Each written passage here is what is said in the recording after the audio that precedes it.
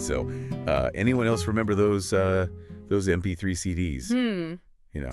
Yeah, I actually, I have a few tucked away somewhere. Right. It's like this blast from the past. Yeah. You find them, you're like, oh, wow. I remember those. Totally. Like, we're going to dive into MP3 CDs today. Yeah.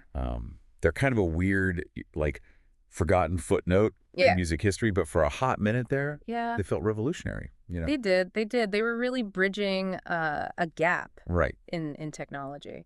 You go back to, like, regular CDs. Yeah. Like, what would fit on a regular CD? Like 12 songs, 15 if you were lucky? Well, you've got to think about it. The way that the music was actually encoded onto the disc, each song, each track took up a massive amount of space compared to, you know, how we think of digital files now. Totally.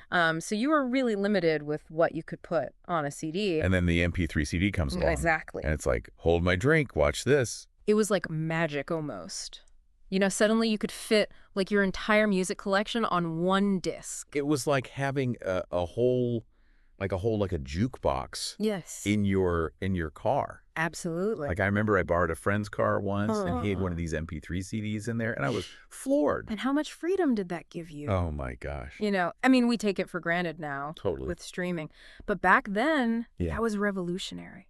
But what's so wild to me is that the technology to make that happen wasn't even like that complicated. No, it was very elegant. Actually, basically, they figured out how to use those existing CD-ROM drives that were in computers and some home stereo systems even. Yeah. They found a way to basically trick those drives into reading these super, super dense discs. Which is so smart, because you think about it at the time. Yeah. Like the early MP3 players. Yeah. They were kind of, I mean, they were really expensive. Yes.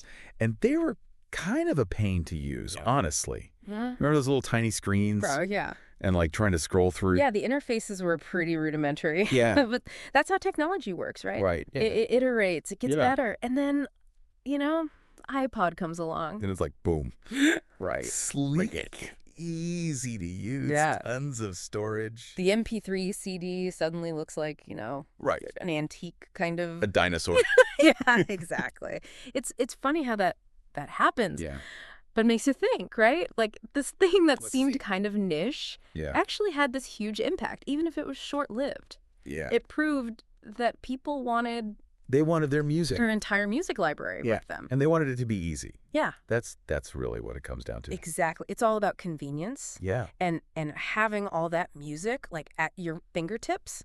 And that need, that desire that didn't go away. I know. It morphed. It evolved. It evolved into the streaming services that we have today. Which is kind of amazing. It is. When you think about it, like this little stepping stone led to how we listen to music now. I know. It really makes you think, what is the MP3 CD of today? Right. What do we use now that in 5 or 10 years is going to seem like quaint?